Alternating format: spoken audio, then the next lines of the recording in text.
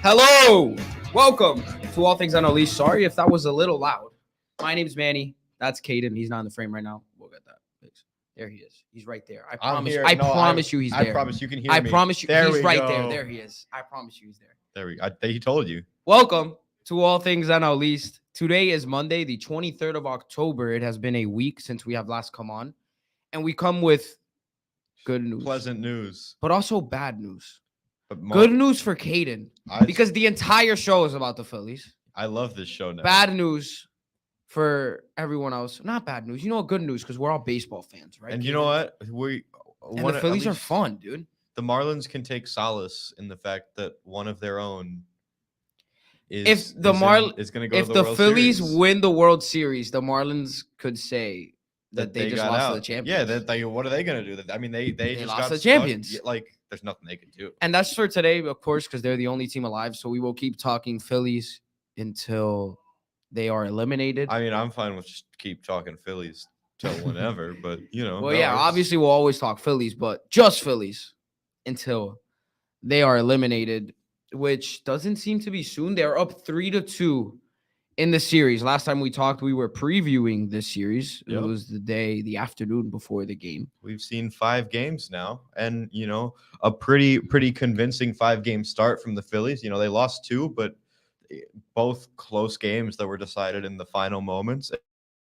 And the games that the Phillies did win, they seemed to win pretty convincingly. So it seems like we got a little slider here, where Arizona's best case scenario is a tight win, and our best case scenario is a crushing defeat for Arizona. So we got a lot of victory wiggle room in there to make some magic happen. And all we need to do victory wiggle is win one of the next 2, and we're cruising on to the World Series to face the winner of tonight's ALCS Game 7. Wow, Game 7 today, huh? Big game. That's fun. 2 big games. Fun. I mean, what a treat. We got the early slot, the Phillies and Diamondbacks playing a crucial Game 6. And then right after that, you can go watch the Astros and the Rangers battle it out for the World Series spot. So yeah, big day in baseball today. They play at 5:00 today, the Phillies and the D-backs. Yep. Setting up to be a 6-game series, which I may or may not have predicted. He predicted it. Yeah, I did. But I did predict Arizona to win the first game, which was wrong. I thought they would lose 2 at home, which was wrong. But still, it's not about how you get there. It's about whether you get there or not. Yep. I mean, we're still undefeated at home. I really don't see how we lose this game. I mean, we've got the momentum coming in to Citizens Bank Park. And, all right, so before we break that down, shall we go through game 1? Let's just skim through it. I'll be quick. And I'll give Caden the floor for most of this because he is indeed the Phillies fan and he has sat through every single inning of every single game, which is awesome. Good for Caden. And I've tried my best. He just doesn't like the sport, I love the sport. I have a busy schedule. Well, you do too, but I don't have like the app on my phone. How do you watch on your phone? I don't really watch. I will be watching on my phone today. I'm supposed to be working, but I'm gonna watch the game. Yeah, like he watches it during work, which is awesome. That's awesome. But he's responsible, guys. I promise. I'm responsible, guys. The kids will be okay. Okay, so the Phillies won game 1, 5-3. Zach Gallen allowed, I think, all the runs. Yes, he did. 8 hits in 5 innings. That's not a tasty stat. I thought he would do well. Anything on this game other than the fact that this might be the last time Craig Kimbrough gets the ball in the 9th inning? I mean, Rob Thompson said it. He's not getting any more high leverage spots. Here's the thing. I think when we got him, he's had a great career, 400 saves. He got that with us, which is always nice. But I don't think we really got him expecting him to be our, postseason high leverage superstar. He was that for a couple games, and he's done us well outside the NLCS this postseason. But I think he was given too much leverage in the 2 losses that the Phillies took and should have been removed earlier sometimes. But he's done what we've expected from him, and I'm happy with that. We have a stacked bullpen. There's always a guy behind or in this case, in front of him. But I'm glad with what he's brought to us, and I'm thankful for that. So that's my take. Yeah, a lot of offense in both of the home games for the Phillies. Nick Castellanos homered in this game, which has sparked an over stretch. He has not hit. He's not gonna hit since game one. Has walked a few times. Do you expect to see now that Castellanos is back home and comfortable? Because his second game wasn't even that bad. He had a couple good at bats. Yeah, but Do you his home. expect to have him for him to have a big swing? I Today, mean, especially in the playoffs, he's just a different beast at home. We saw it last series against the Braves. 5 home runs at home in 3 games. stud. Unbelievable, man. And that's just, he's gonna come back and he's gonna have 50,000 Phillies fans raving wet red towels, Give him a standing out today. Come on. cheering him on. I don't think he's doing bad enough to get the Trey Turner treatment yet, but you know, I expect some big things from him. And if he doesn't, we have a deep lineup that can back each other up. We've been scoring runs, except barring game 3, but yeah, no, I think he'll come back.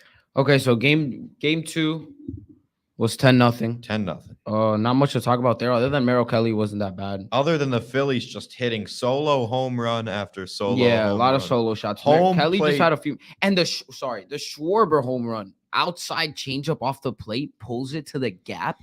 I know it's Citizens Bank Park, and like it's not the biggest stadium, but that was a heck of a. That was insane. I was impressed. It was like 4 straight changeups. So That's just what the big boy does, man. that is what the big. If you boy give does. the big boy balls to hit, he's gonna hit them That is far. indeed what the big boy does. And it's like home run. The home plate is scoring position for us now. It seems like we're only allowed to hit home runs when nobody's on base. But if you hit enough of them, it really just doesn't matter. So Okay, so let's get to the el pollo del arroz con pollo, which people like to say. I don't know what that means. That means the chicken of the rice and chicken. So like The good stuff. The good stuff. There we the go. Good stuff. There you go.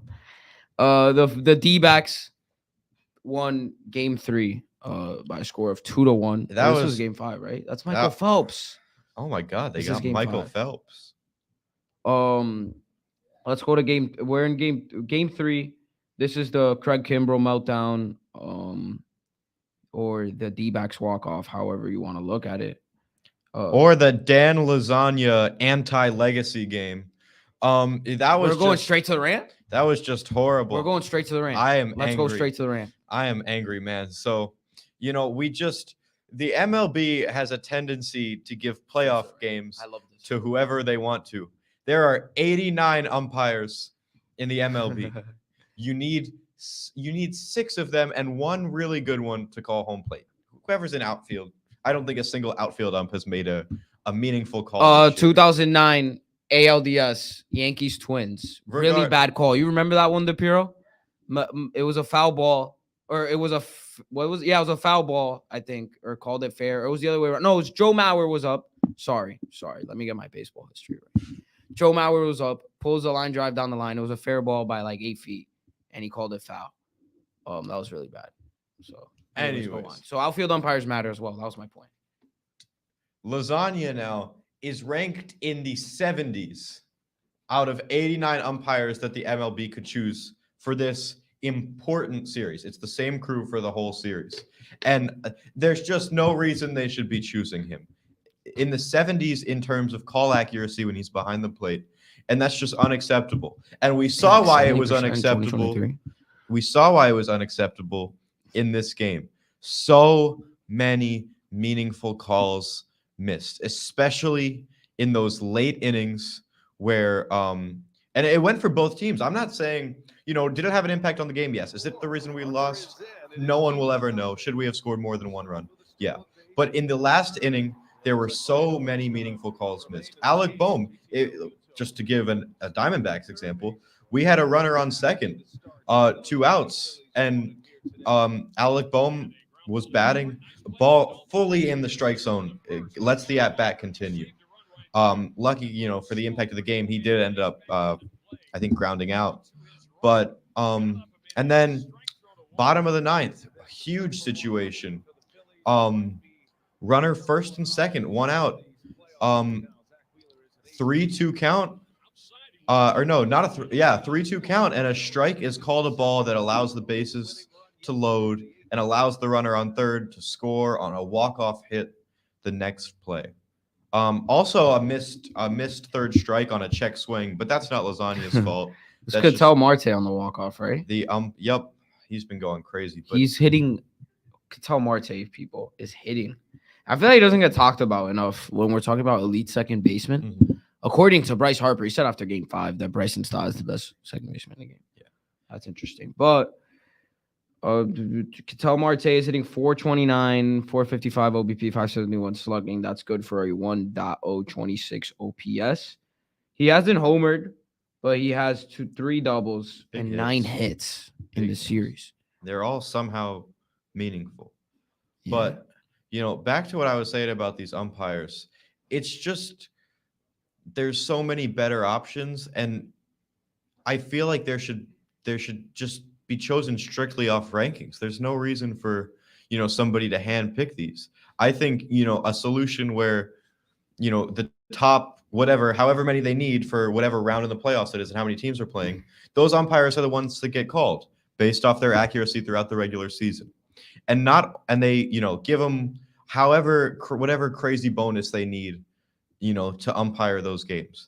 And not only will this make the postseason more accurate, it's going to make the regular season more accurate too, because these umps are going to want to get, these postseason games for whatever bonus they're going to get. So it's going to make them more conscious of their calls every time, for every umpire, because they want these games, they want the money, and I feel like that would be an easy fix instead of this decision to somehow let Lasagna be the behind the plate for an extremely high leverage game when he's one of the worst umpires in the league.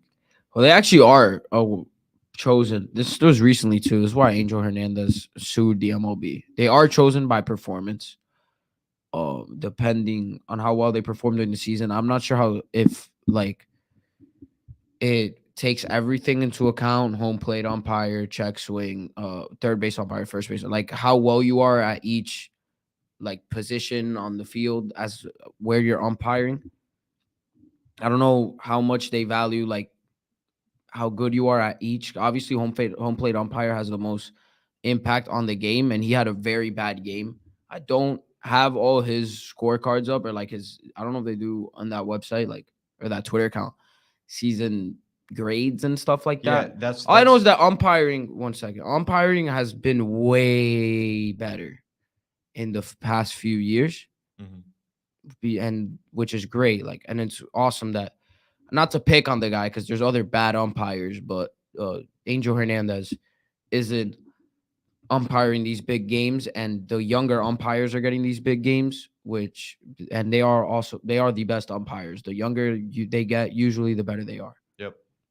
I mean, yeah, that's where I'm getting that rank from. Umpire Scorecards Twitter page. Yeah. He's ranked 72nd out of 89 umpires in terms of home plate accuracy. I hope he's good down the line, or whatever. I don't know, but I agree, and that's another problem with the umpiring system is that there's no reason somebody in their late 60s should be calling MLB games. I mean, it's hard for anybody to see a 100 mile per hour fastball trying to hit a strike zone. But when you give that responsibility to somebody, who shouldn't be anywhere near the home plate box, it makes no sense. All right. Moving on. Walk off, obviously, great for the D-backs. They come into Game 4 though. A lot of people expecting the Phillies to go up 3-1. 2 bullpen games, a total of 16 pitchers used combined with both teams, which was insane, which led to chaos. Phillies were up 5-2 going into the 8th inning. No, they were 5-3. They were 5-2 going into the 7th, allowed a run, then allowed 3 in the 8th. I don't like that 8th. Which is crazy. That 8th inning was not awesome for Phillies fans. Dude, and it could have been way worse. The rookie got out of a bases loaded jam. He has a really hard name to pronounce. I don't want to butcher Kirkering? Yeah, Cookery, right? Kirkery. Is it Kirkery? I think it's Kirkering. Kirkery. Kirkereem. Orion Kirkering. Anyways, he got kind of bailed. That was like a 2-1 count, bases loaded. He was walking the whole world. Forgot who it was. Diamondbacks pitcher just jumps on a fastball, but hit a ground ball the other way. Might have been Christian Walker. Yeah, I think it was. I think it was. Yeah, right to the first baseman. Double Which play. I don't know. I feel like or it was either like 2-0, 2-1. I would have been a little more patient maybe, but I'm also not playing first base for the Diamondbacks in the NLCS, so that's just my opinion. Anyways, yeah, walking the whole world, gets a little build out. They get out of that jam. They don't get out of the jam in the eighth, though. Alec Thomas, moonshot in the eighth inning. Do you want to talk about keep going with the late game stuff and how good the D-backs were? Oh no, actually, yeah. Let's go over that. I'm sorry, I had a brain fog. I almost jumped to game 5. I got him a little confused. I mean, does this translate? Are you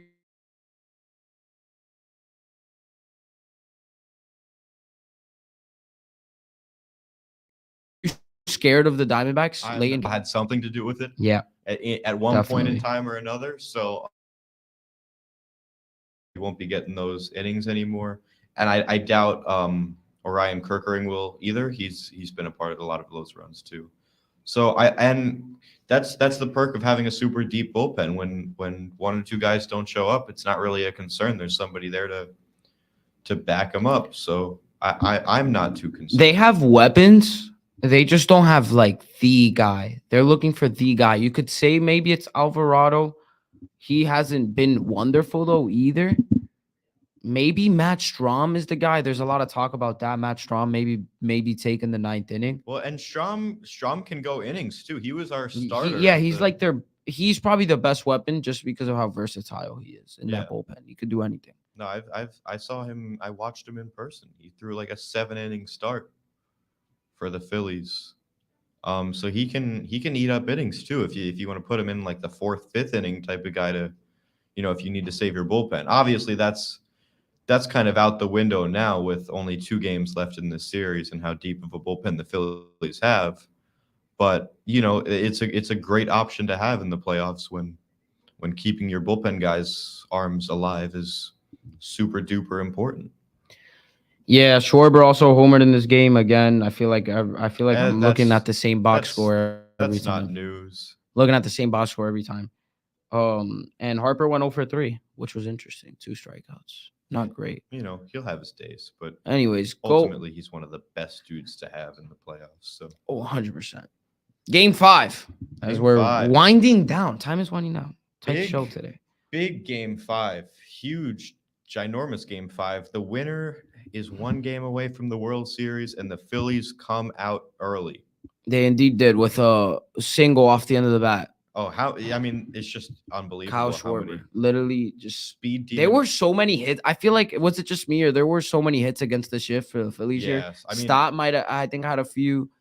It was pretty cool. Yeah, and that's what happens when you have a fast guy like Schwarber on your team. He can hit those ground balls and hustle it out for a single, and that's what he did, and he ends up scoring, I believe, because of it. So yeah, Bryce Harper, that was a pretty swing for sure. Fast forward a little bit just so we could see the stealing of home, because Ketel Marte, a little back. Wait,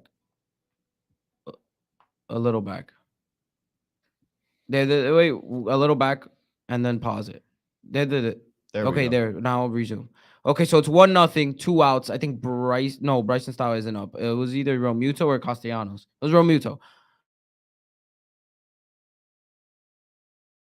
Romuto's up, running corners. Harper goes. 1 hop to the second baseman, Marte, bad throw home. And they collide. Okay, I have a question. Collision. If you look at Harper when he goes back to Moreno, look at this. Does he go up to him? Because he taps home. He taps home plate right there. I think he was just making sure he was safe. I know, yeah. Everyone was like, oh, look at this sportsmanship from Bryce Harper. Yeah, he's such a good guy. And I'm sure he definitely is. I'm not saying he's a douche or like he wasn't actually concerned. He reached up to his shoulder. That was way far away from home plate. I think he was. He did tap home plate after. I thought that was kind of funny watching that. No, because he didn't hit home plate when he first slid in. That's why.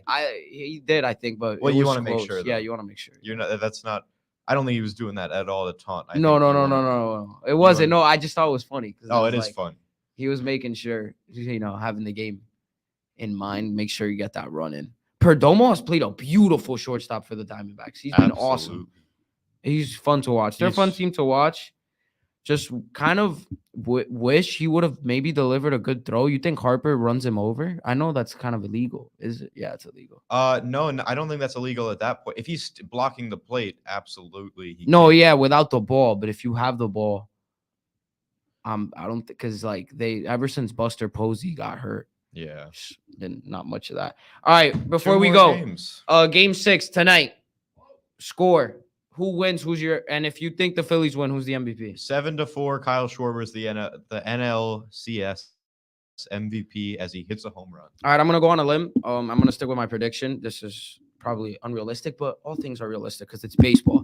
Phillies win 7-0. Aaron Nola complete game shutout. I'm predicting it's gonna be a blowout.